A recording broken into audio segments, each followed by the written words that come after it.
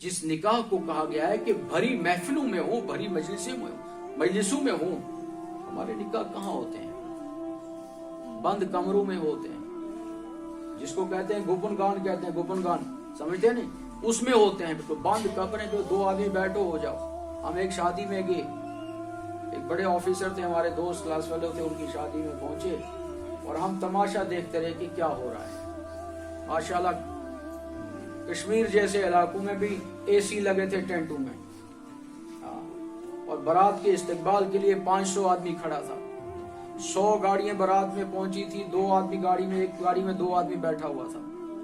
बड़े इस्तकबाल जबरदस्त तरीके से, और खाने की वो तबाही थी कि मत पूछिए, इस कदर फजूलियात की इंतहा।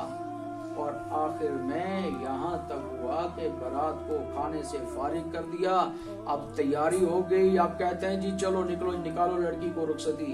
हमने आहिस्ता से एक से कहा कि निकाह तो पढ़वाओ, निकाह तो पढ़ा नहीं। कहते हैं वो निकाह भूल गए, एक कोने में 2 आदमी 4 आदमी बैठो, निकाह पढ़ लो जल्दी से। जिसके लिए ये सब कुछ हो रहा है, निकाह ही भूल रहे हैं। ये हाल हमारा है भाइयों, हम कहाँ जा रहे हैं?